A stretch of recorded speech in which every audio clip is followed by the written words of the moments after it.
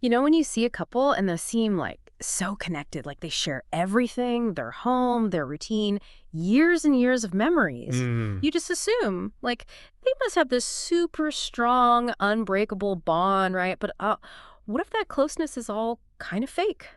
Mm. Well, that's what we're diving into today, this idea of Jigzing Kinmiguanshi. Okay. We can think of it as like your relationship. Your relationship, interesting. Yeah. So the idea is that a lot of relationships, and this can even be like long-term ones, they might look really close from the outside. You know, they have the house, the routines, all that. But underneath, there's no real emotional connection. So it's like intimacy, but it's an illusion. Exactly. Exactly. It's like they're Yeah. going through the motions, but haven't actually built anything real, substantial. I see. And that's what we're going to unpack in this deep dive. We're going to look at why this false intimacy happens, how to spot it, and most importantly, how to actually build real, meaningful connections. And all of this is based on what we found in our source material for today. And what kind of source material are we working with for this deep dive? So it's mainly this really insightful book that goes deep into this whole idea of irrelationships. It's fascinating, really gets into the psychology of it all. Sounds like a good one. And how does the book approach this whole concept? Well, it breaks it down into three main parts, which I think is really helpful. Okay, I'm listening. So first it goes into understanding what this actually is, like the false or superficial part of love in these situations. Makes sense. Then it gets into the importance of really looking inward, like engaging in some serious self-dialogue, especially when it comes to our relationship. Yeah, that introspection is key, right? Definitely. And then the last part, it looks at how our experiences with parental love, or even like the lack of it, can affect how we approach relationships as adults. It's interesting how those early experiences can shape us, even without us realizing it. Absolutely. And weaving through all of this is this idea the author talks about, raison d'être, which is all about living intentionally, being present, and putting real effort into understanding yourself and your relationships. Right, so not just coasting through life or love, but actively participating and being conscious. Exactly. It's like the opposite of autopilot, you know? And that Yeah. mindset really applies to everything we'll be talking about today. I like that. So let's jump right in. The book talks about this truth about false intimacy, right? What's that all about? Okay, so the book describes duhors as, when you have two people who are super intertwined in their everyday lives, like they live together, share finances, all that. The typical picture of a couple. Yeah, but the thing is, there's no real emotional depth there. There are all these unspoken conflicts, and there might even be a lack of trust between them. Huh. So they might be physically close, but emotionally there's a huge distance. Exactly. Like, they're roommates who happen to be romantically involved, but the heart of it, the emotional core, is missing. And you said this can happen even in long-term relationships. Oh, yeah, absolutely. It's not just like a phase in new relationships. It can happen to anyone, even couples who've been together for years, even married couples. That initial spark, the closeness they felt at the beginning. It might have been real, but over time, everyday life, the stress, it can all just chip away at that emotional connection. And those warm, fuzzy feelings, they become distant memories. Wow.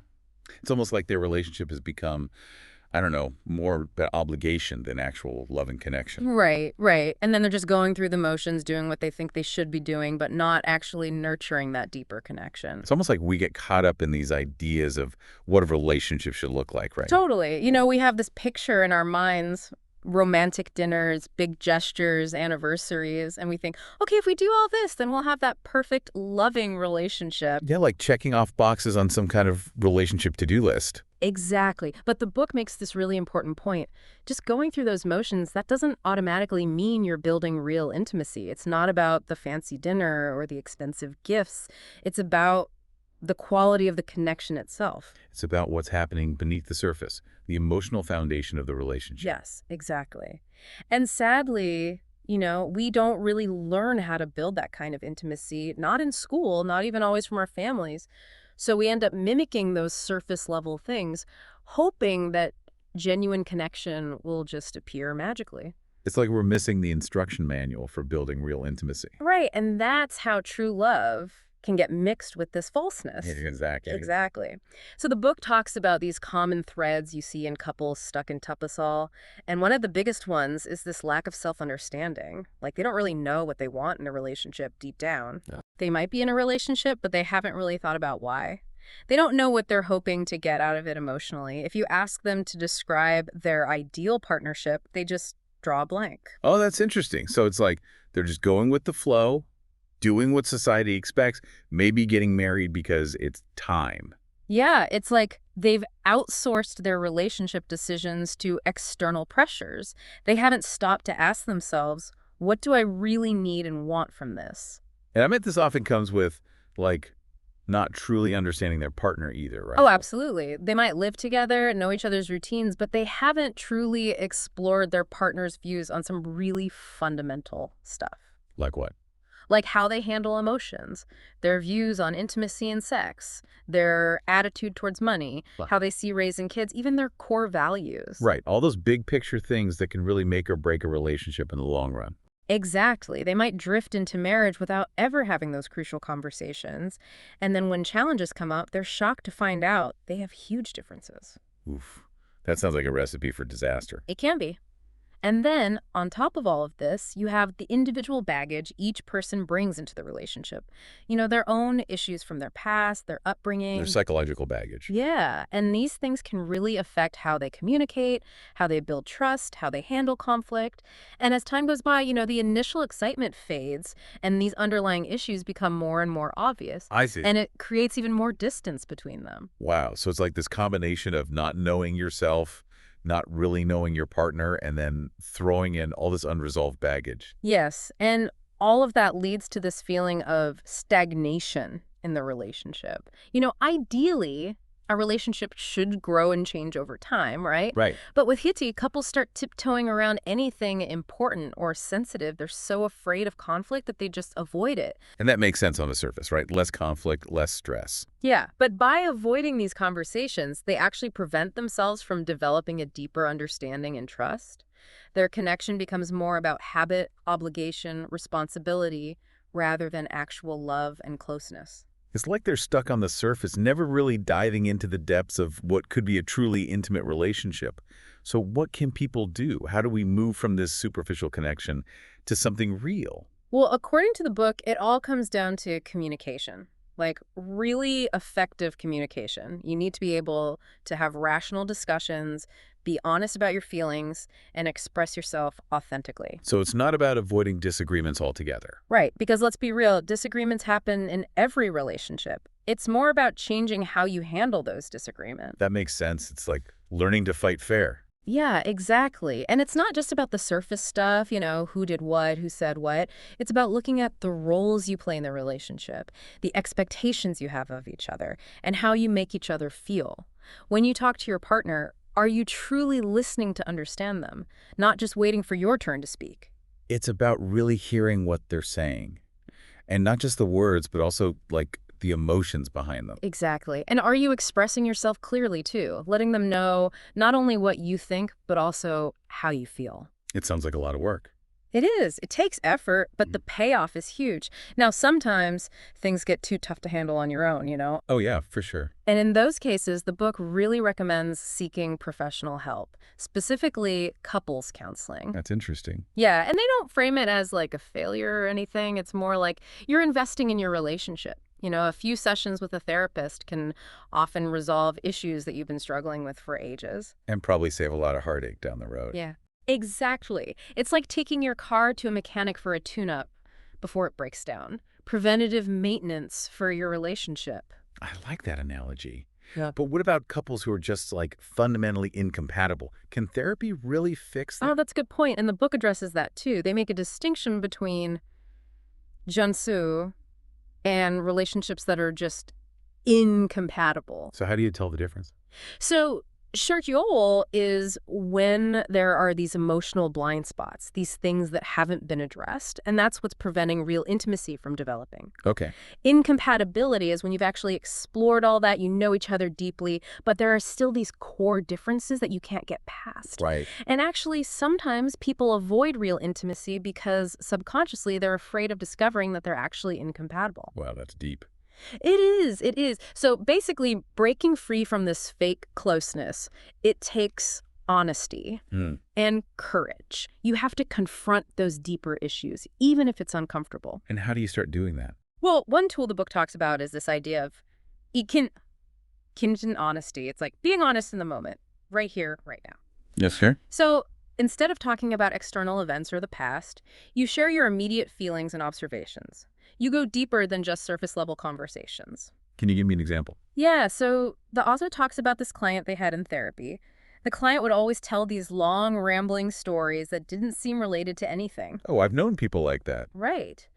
And the author realized that this was the client's way of avoiding dealing with their real emotional stuff. It's a way of keeping their distance. Exactly. So the author decided to be beyond honest. They told the client they were feeling a sense of distance and wondered if the stories were a way to avoid getting closer. Wow, that's bold. It was, but it worked. It opened up a whole new level of communication between them. And this doesn't just apply to therapy, it's super helpful in personal relationships too. The author gives this example of an argument they had with their partner about a mutual friend. The partner was dismissive and said something like, "Okay, that's enough. Talking about this isn't helping." Oof, I've been there. Right. And the author's first instinct was to argue back, to demand an explanation. Which is totally natural. It is, but then they realized their own need to feel validated was making things worse. So instead, they told their partner how they felt. They said, "When you say that, it makes me feel like you're pushing me away. It makes me feel sad and anxious." And that shift from the external issue to their own emotional experience, it changed everything.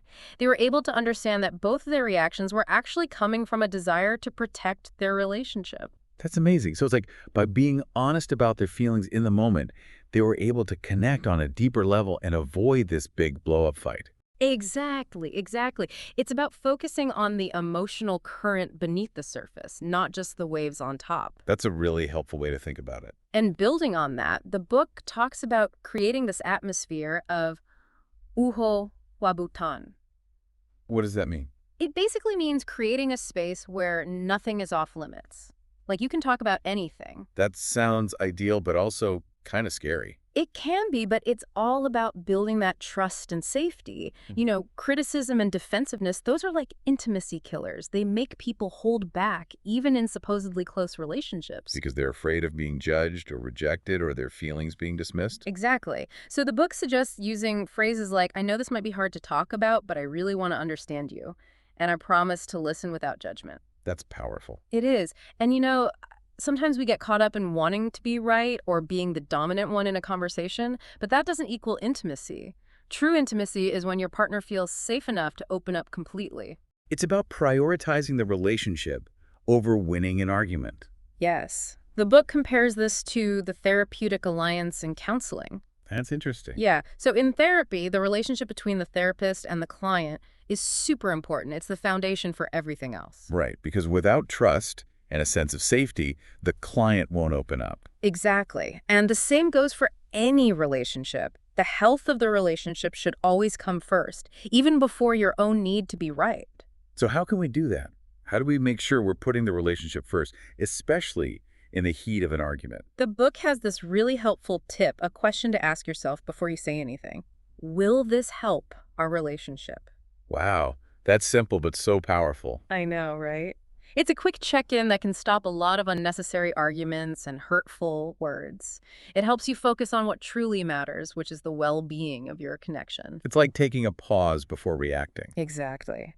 Now, this next topic, it might be a bit sensitive, a bit personal, but I think it's important to talk about. Okay, I'm listening. It's this idea of euning. It means like feeling incapable of love. Have you ever heard of that? I can't say I have. Yeah. So the book describes it as this struggle to feel or express love. It's like there's a part of you that's emotionally numb, even in a relationship. And the author shares their own experience with this, which is really brave. What was their experience? So they talk about how even when partners would do really romantic things for them, they wouldn't really feel anything. They were emotionally detached. Yeah.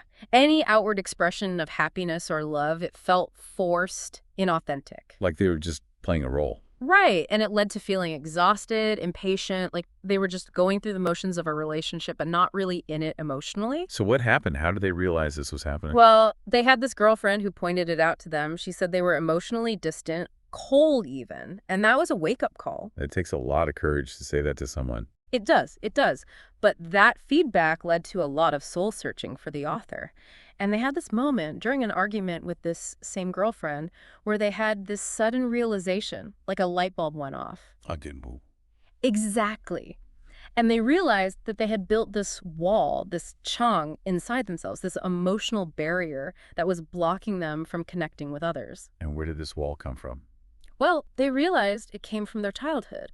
Their family environment was full of conflict and anxiety. Their parents fought a lot, and they were often critical or emotionally distant. So they learned to shut down their emotions as a way to protect themselves. Yeah, and they describe it as this feeling of dread whenever their parents would come home. It was just this constant anxiety they had to deal with.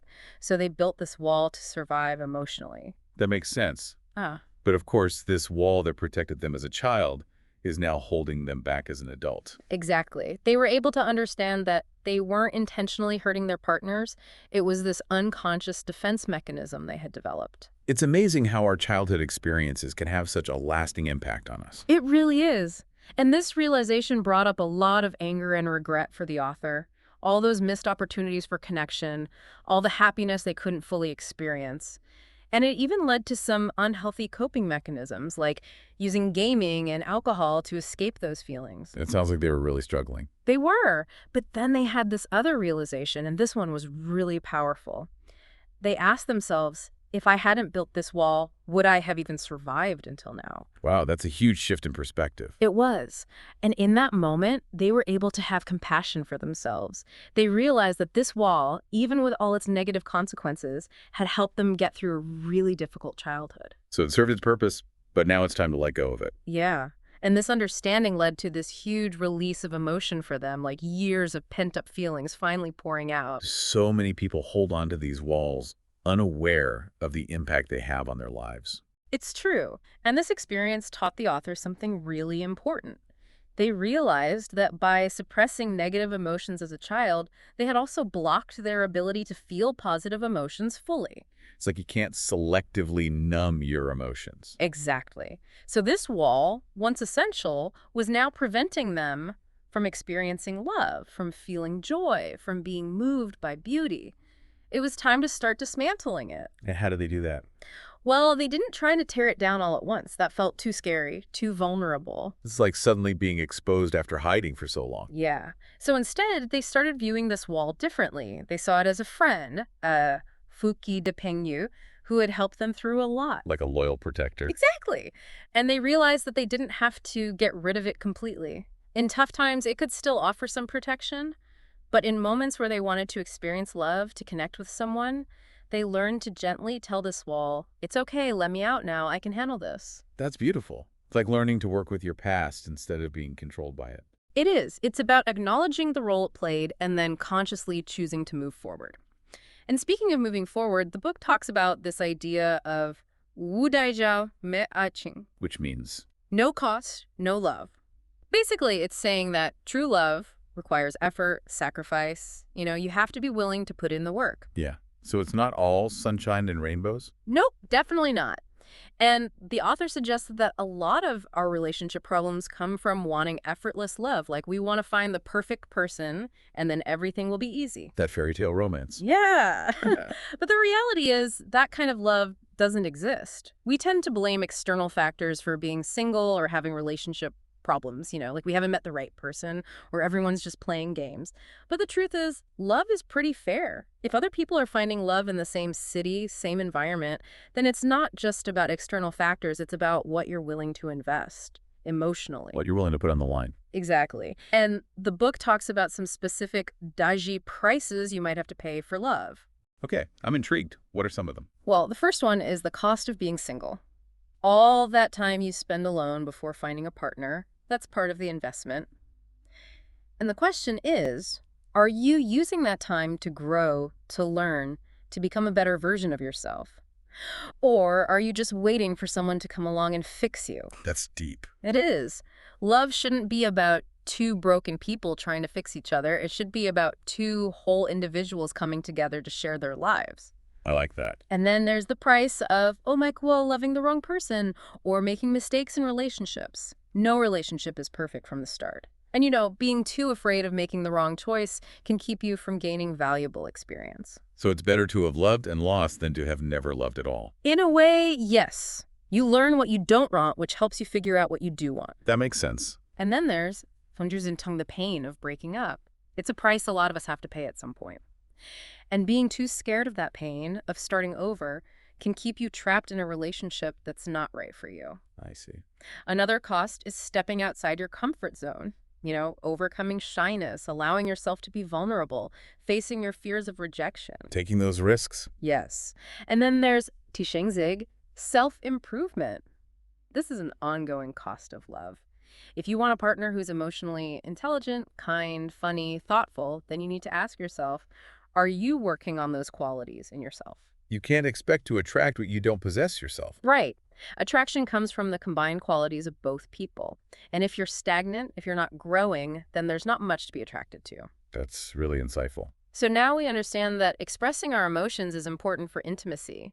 But the book goes deeper and looks at why we often struggle to do that, even in our closest relationships. And it offers 3 psychological perspectives on this. Okay, let's hear them. So the first one is the psychodynamic perspective. This idea is that difficult relationships with our parents can leave us with these unconscious issues and memories. And to cope with that, we develop defense mechanisms that mess with how we express emotions as adults. Interesting. Like we might detach emotionally, repress our feelings, project them onto others, all sorts of things that prevent us from being authentic. Can you give me an example of that? Yeah, the book talks about this woman whose parents were constantly fighting. And as an adult, even small disagreements in her own relationship would trigger these huge emotional reactions. Because it brings back those old feelings of being in the middle of her parents' conflicts. Exactly. And because she's afraid of hurting her partner or being seen as irrational, she ends up suppressing those feelings. So she's unintentionally creating distance in her relationship. Right. Then there's the behavioral perspective. This focuses on how our past experiences shape our behavior. So if expressing your emotions has led to negative outcomes in the past, you learn to avoid doing it in the future. Like a self-preservation mechanism. Exactly. They give this example of a woman whose boyfriend spent a lot of time chatting online with other women. When she tried to talk about her feelings of insecurity, he got defensive and dismissive. Ouch. Yeah. So after a while, she just stopped expressing herself altogether. It was easier to suffer in silence than risk another negative reaction. So her attempts at communication backfired, and she learned to keep quiet. Unfortunately, yes. And then the last perspective is the cognitive behavioral view. This one sees expressing emotions as a skill, something you have to learn. I like that. Yeah, so we have to learn how to recognize our emotions, put them into words, and then express them in a way that's constructive. That makes sense. But if we didn't have good role models growing up, or if we learn unhealthy patterns, then we might struggle with this. So it's not about wanting to express our emotions, it's about knowing how. Exactly. The book gives this example of a guy raised in a really traditional family. The father was stoic, the mother suppressed her emotions, and the kid learned that expressing feelings was weak. So he never developed the tools for healthy emotional expression. Right. And the author, they work with a lot of couples, and they see this all the time. People want to communicate, but they just don't know how to do it effectively. What kind of situations do they struggle with? All sorts. Like, they give this example of a parent telling a child what to do.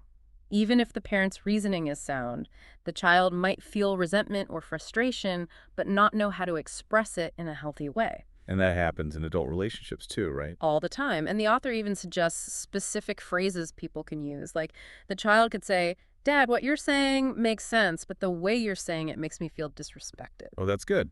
Direct but respectful. Right. It's about communicating your feelings without being aggressive or disrespectful. And the author even recommends watching the show Modern Family. Really? Why?